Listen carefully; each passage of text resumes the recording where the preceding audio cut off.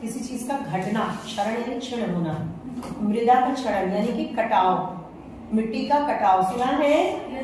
मिट्टी का कटाव कैसे हो रहा है, क्यों हो रहा है? मिट्टी बंधी कैसे रहती है, इस पे जाओ। किसके जड़ों से मिट्टी बंधी रहती है? पेड़ के जड़ों से। जानते हो, पेड़ ही काट दोगे, उखाड़ दोगे तो वो मिट्टी वहां की क्या होगी? कटने लगेगी, बारिश हो जाएगी, मिट्टी बह जाएगी और मिट्टी के साथ साथ उर्वरकता भी उसकी बह जाएगी। वो मिट्टी फिर वहां धुल जाएगी, उसमें कोई उर्वरक पोषक तत्व नहीं रहेगा, तो वहां खेती नहीं होगी। इसी तरह भूमि क्या हो जाती है? बंजर। बंजर भूमि किसे कहते हैं? जहाँ कोई खेती नहीं होती। क्यों नहीं होती? क्योंकि पोषण तत्व नहीं है। पोषण तत्व क्यों नहीं है? क्योंकि वो बह गए। बह क्यों गए? क्योंकि मिट्टी का कटान हुआ। कटान क्यों हुआ?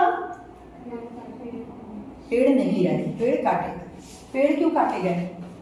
हमें विकास करना है, वहां पे हमें बड़ी सी बिल्डिंग बनानी थी या फिर सड़क को चौड़ा करना था। समझ में आ रही है ये इंटरलिंक पूरा? दूसरी चीज मृदा क्षरण, वन्य कटाव या वन्य जीवन की विलुप्ति है। वन्य जीवन विलुप्त। गौरैया आप लोगों ने देखा है? इक्का दुक्का, ठीक है। जब मैं छोटी थी इतनी गौरैयों का झुंड आता था हमारे आंगन में, और ये अब विलुप्त प्राणी में इनको लिख दिया गया है, गौरैया को, ठीक है। इनको पालने के लिए, इनको बचाने के लिए कई उपाय किए जा रहे हैं, लेकिन जो विलुप्त हो गया हो गया। क्यों ये वन्य प्राणी क्यों विलुप्त हुए जा रहे हैं? क्योंकि वन कट रहे हैं, इनको जो चाहिए वो नहीं मिल रहा है, ठीक है। तो वन्य जीवन भी विलुप्ति के कगार पे। इनमें से प्रमुख है भूमि क्षय, जैविक विविधता की हानि, शहरी क्षेत्रों में वाहन प्रदूषण से वायु प्रदूषण, ताजे पानी का प्रबंधन, ठोस अपशिष्ट प्रबंधन। भारत में भूमि का अपक्षय विभिन्न मात्रा और रूपों में हुआ है, जो कि मुख्य रूप से अस्थिर प्रयोग और प्रबंधन कार्य प्रणाली का परिणाम है, ठीक है। भूमि के अपक्षय के लिए उत्तरदायी कुछ चीजें हैं। वन विनाश, जो अभी मैंने बताया, वन नहीं रहेंगे तो भूमि कटान होगा। अधारणी जलाऊ लकड़ी और चारे का निष्कर्षण। अधारणी जलाऊ लकड़ी और चारे का निष्कर्षण यानी कि जो हम ले तो रहे हैं वनों से, लेकिन हम वन लगा नहीं रहे, तो अधारणी हो जाता है। धारणी क्या होता? हमने एक पेड़ काटा तो दो पेड़ हम लगा दिए, तो ये धारणी हो गया। यानी हमने अगली पीढ़ी के लिए तैयार कर दिया कि भैया मैंने एक ले लिया है पेड़, आपके लिए मैं दो लगा देती हूँ। लेकिन अधारणी का मतलब हम बस काटे जा रहे हैं, लगाने के चक्कर में बिल्कुल नहीं बढ़ रहे हैं। तो जब हम दे नहीं रहे, हम लिए जा रहे हैं, तो क्या होगा? वो चीज तो खत्म हो जाएगी ना। जैसे अगर आप गए घर में, आपने खाना खा लिया पूरा, और फिर आपके भाई बहन आने वाले तो आपने बना के रख लिया, तो उनको मिल गया, वो भूखे नहीं रहेंगे। लेकिन आप अगर स्वार्थी, आप केवल खाना खा गए और बिल्कुल किचन खाली है, तो वो आके भूख से छटपटाएंगे कि नहीं? तो वो क्या होगा? अधारणी, आपने उनको धारण नहीं करने दिया। तो इसी तरह हमारे प्राकृतिक संसाधन होते हैं। खेती बाड़ी, वन भूमि का अतिक्रमण। वन भूमि का अतिक्रमण का मतलब वनों को काटो और वहां पे कोई न कोई बिल्डिंग, ऑफिसेस या फिर कोई भी विकास के काम करो। अतिक्रमण करना, जैसे अभी आप देख रहे हो सड़क का चौड़ीकरण हो रहा है, तो बगल वाले जो हाउसेज हैं वो क्या हो रहे हैं? तोड़े जा रहे हैं ना। लोग अपने घर को खुद ही तोड़ ले रहे हैं। इसको कहते हैं अतिक्रमण करना। कोई बनी हुई चीज पे जब कोई चीज ओवरलैप करती है, उसको कहते हैं अतिक्रमण करना।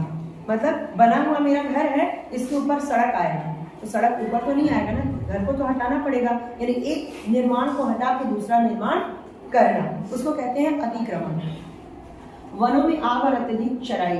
वन में इतना ज्यादा पशु चर रहे हैं, या पहाड़ों के जो वो होते हैं मवेशी पालक, चरवाहे, वो लाके इतना चरा दे रहे हैं, और वहाँ पे आग भी लग रही है गर्मी की वजह से।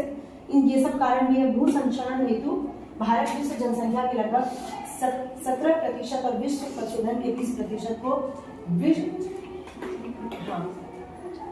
विश्व के कुल भौगोलिक क्षेत्र के मात्र 2.5% क्षेत्र में आश्रय देता है। यानी इतने लोगों को वो 2.5% क्षेत्र में, मतलब भारत आश्रय है पशुओं का भी। मैदानी क्षेत्रों में आप देखते होंगे जो पहाड़ों के मवेशी पालक होते हैं वो मैदानों में आ जाते हैं। अगर आपने SST में पढ़ा हो, 10th में पढ़ा होगा SST में, कि जो चरवाहे होते हैं, था ना चरवाहा, कोई लेसन था 9th या 10th में, मुझे याद नहीं आ रहा। तो वो क्या करते हैं, जो पहाड़ों के पशुपालक होते हैं चरवाहे, क्योंकि पहाड़ों पे ठंडी के दिनों में बर्फ से बिल्कुल ढक जाता है, तो पशु तो हरा घास खाएंगे, बर्फ तो खाएंगे नहीं। तो जितने चरवाहे हैं अपने बड़े बड़े सैकड़ों हजारों पशुओं को लेके मैदानों पे उतर आते हैं। तो क्यों ऐसा होता है? क्योंकि हमारे यहाँ जो पर्यावरण है विविध तरीके का है। मैदान में बुला करके अपने पशुओं को चराते हैं। जनसंख्या और पशुधन का अधिक घनत्व, वानिकी, कृषि, चराई, मानव बस्तियां, उद्योगों की प्रतिस्पर्धी उपयोगों से देश के निश्चित भू संसाधनों पर भारी दबाव पड़ा है। एक तो हम अपने पशुओं को, अपने मानवों को, अपने लोगों को खिला रहे हैं, दूसरा हमें विकास भी करना है, यानी फैक्ट्री में बैठानी है। तो ये सब का जो दबाव है किस पे पड़ेगा? पर्यावरण पे। कुल मिलाकर के हम अगर खा रहे हैं अधिक, लगा रहे हैं कम, पेड़ का फर्नीचर बना रहे हैं अधिक, पेड़ों को लगा रहे हैं कम, हम वाहन पे वाहन खरीदे जा रहे हैं और पेड़ों को, मतलब पेड़ नहीं लगाने से वायु प्रदूषण भी है, मिट्टी का क्षरण भी है और हमारे खाने में भी कमी है। तो सभी चीजें हमारे पेड़ से जुड़ी हैं, लेकिन हम उसे लगा रहे हैं कम। तो ये सब है भू संसाधनों पे भारी दबाव पड़ना, प्रेशर पड़ना प्रकृति से। देश में प्रति व्यक्ति जंगल भूमि केवल 0.06 हेक्टेयर है, मतलब जंगल की जो भूमि है केवल इतनी है और बुनियादी आवश्यकताओं समुचित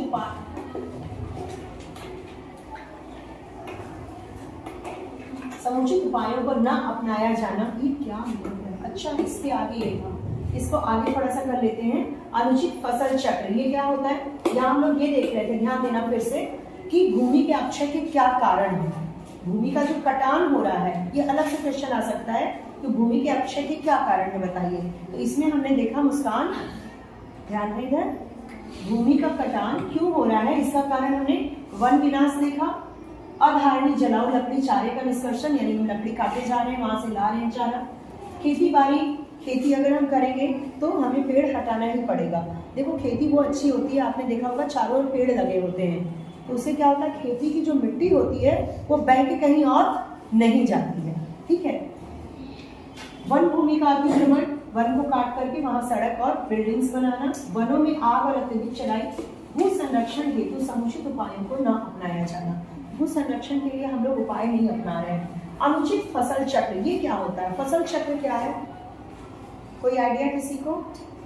देखो फसल चक्र होता है, अगर एक किसान है, उसने अगर अभी चना बोया है, तो अगले चक्र में चना हो गया, चना की फसल निकाल ली गई, अब अगले चक्र में फिर से चना ना बोए। लेकिन यहाँ जो जागरूक किसान नहीं होते, वो गेहूं बोए, अगले साल फिर गेहूं, उस पे गेहूं ही बोते हैं। जबकि हमें बदल बदल करके पदार्थ बोने चाहिए, फसल जो है बदल बदल के बोनी चाहिए। जैसे अगर हम चना को देखें तो उसकी जो जड़ होता है उसमें नाइट्रोजन छोड़ने की शक्ति होती है, वो नाइट्रोजन को रिलीज करता है। अगला कोई ऐसा फसल लगाया जाए जिसको नाइट्रोजन लेना और बढ़ना, और उसने अगर कोई और खनिज छोड़ा तो अगला वो लगाया जाए जिसको वो जरूरी है। यानी कि एक फसल का अपशिष्ट बेकार दूसरे के लिए खाद का काम करेगा। समझ रहे हो बात को?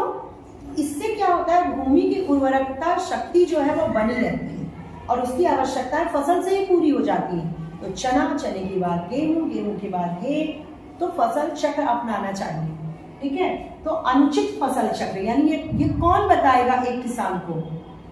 कृषि वैज्ञानिक बताएंगे। जो पढ़े लिखे जागरूक किसान होते हैं वो अपनी मिट्टी को ले जाते हैं, प्रयोगशाला होती है, कृषि वैज्ञानिक उसको चेक करता है कि तुम्हारी मिट्टी में कौन सा खाद कितनी मात्रा में जाना चाहिए, कौन सी फसल के बाद कौन सी फसल लगाओ।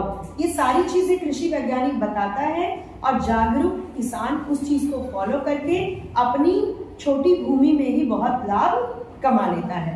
लेकिन है क्या हालात?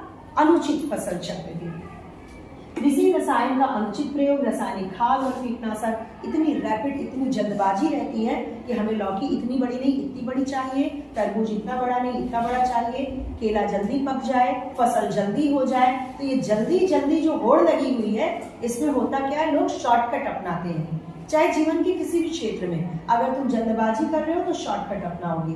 तो किसान शॉर्टकट क्या अपनाता है? रासायनिक खाद, कीटनाशक, भैया कीड़े ना लगे उसके लिए कोई चीज नहीं, नेचुरल चीज नहीं करेगा, बल्कि तुरंत कीटनाशकों का प्रयोग, खाद, रासायनिक खाद का, कि जल्दी फसल हमारी पक जाए, जल्दी बड़ी हो जाए। लेकिन इसका हार्मफुल इफेक्ट क्या होता है हमारे स्वास्थ्य? हम वही गेहूं, वही चावल, वही बैगन, वही लौकी खा रहे हैं, बड़ी हुई लौकी, अरे वाह इतनी बड़ी लौकी हो गई। अब एक बीज में वो 5 किलो की लौकी अगर बना लेगा तो उसे फायदा होगा, लेकिन ये फायदा किसके कॉस्ट पे हो रहा है? हेल्थ के, मानव के स्वास्थ्य के कॉस्ट पे हो रहा है। तो यही करें, कृषि रसायन का अनुचित प्रयोग ये सब के कारण भी मिट्टी का कटान होता है, क्योंकि जब हमने डाला रसायन तो वो मिट्टी में भी जाता है, फसल पे ही नहीं रह जाता। अगर कोई हानिकारक चीज आप डाल रहे हो, जैसे आप लोग देखे होंगे घर में आपकी मम्मी लोग गेहूं के बोरी में या टंके में डालती होंगी दवा, डालती होंगी, ठीक है। उसके बाद वो गेहूं क्या तुरंत खाने लायक होता है, उसे धुलती होंगी ना, उसे साफ करके ही तो देती होंगी।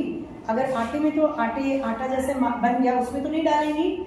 तो जो चीज धुलने यानी कि रसायन का कुप्रभाव होता है, ये सब जानता है। तो अगर हमने फसल में डाला कीटनाशक या रसायन खाद डाला तो मिट्टी तो वहां की प्रभावित हुई ना, मिट्टी को कैसे धुलेंगे? तो मिट्टी का क्षरण होता है, उसकी पोषण तत्व नष्ट होते हैं। सिंचाई व्यवस्था का नियोजन व अविवेकपूर्ण प्रबंधन, सिंचाई कहाँ कितनी करनी है ये नहीं मालूम।